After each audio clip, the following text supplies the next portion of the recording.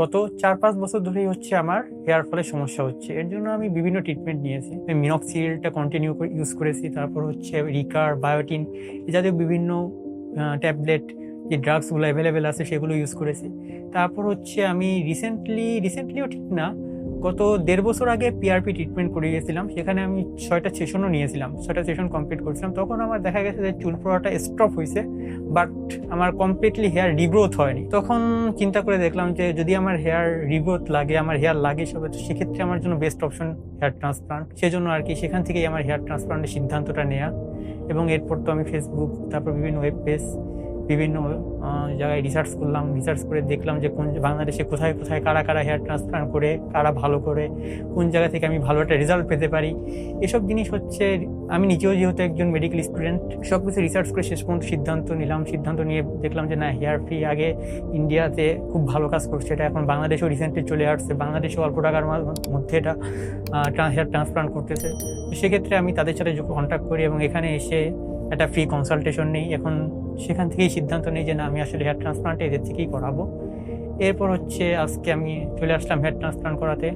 এটার জন্য কিছুটা আসলে এক্সাইটমেন্ট, ভয় দুইটাই কাজ করতেছে। Hair free and hair grow Bangladesh, এর কাছে আমার প্রত্যাশাটাই হচ্ছে যে এটা আমাকে ভালো রেজাল্ট দিবে। একটা সাকসেসফুল হেয়ার ট্রান্সপ্লান্টের মাধ্যমে আমার কনফিডেন্টটা আবার আমি রিগ্রো করতে পারবো। এবং যতটুকু দেখেছি বা যতটুকু রিসার্চ করেছি, দেখা গেছে যে হচ্ছে ম্যাক্সিমাম ক্ষেত্রেই তারা খুব ভালো রেজাল্ট পেয়ে আসছে এবং খুব ভালো রেজাল্ট মানুষকে দিতে পারতেছে। সেই প্রত্যাশাটাই যে আমি আমার জন্য করতেছি, যে আমার রেজাল্টটাও আশা করি একটা ভালো একটা রেজাল্ট হবে এবং একটা ভালো হেয়ার আমি ফ্রি পাবো। সার্জারির জন্য এখন হচ্ছে আমার মধ্যে একটা মিক্সড অনুভূতি, কিছুটা এক্সাইটেড, আবার কিছুটা ভয়ও কাজ করছে যে আসলে আমি আমার আশানুরূপ রেজাল্টটা পাবো কিনা। তো একটা মিক্সড অনুভূতি বলতে পারি আর কি ভাইয়া, but I am excited for the rest of the surgery. Hair ট্রান্সপ্লান্টে এখানে আমার একটা গ্রেট এক্সপিরিয়েন্স ছিল।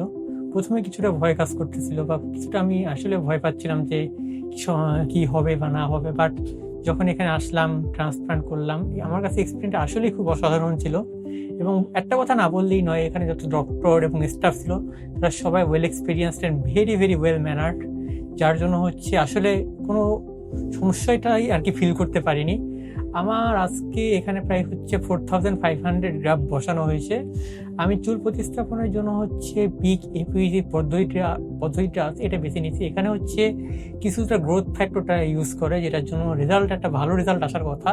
এবং আমি প্রত্যাশাও করতেছি যে আমার একটা ভালো একটা রেজাল্ট আসবে।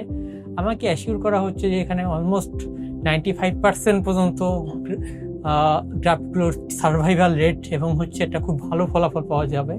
So I am hopeful that I will get a great result. আর আশা করি হচ্ছে আপনারা যারা চুল পড়ার সমস্যায় হচ্ছেন এবং হচ্ছে যাদের অ্যান্ড্রোজেনেটিক অ্যালোপেশিয়া বা বংশগত চুলের সমস্যা আছে, তারা অবশ্যই হেয়ার ফ্রি এবং হেয়ার গ্রো ক্লিনিকের সাথে যোগাযোগ করতে পারেন। আশা করি আপনারাও সবাই একটা ভালো এক্সপিরিয়েন্স পাবেন এবং হেয়ারটাও আপনারা রিগ্রো করার একটা ভালো সুযোগ পাবেন। ধন্যবাদ।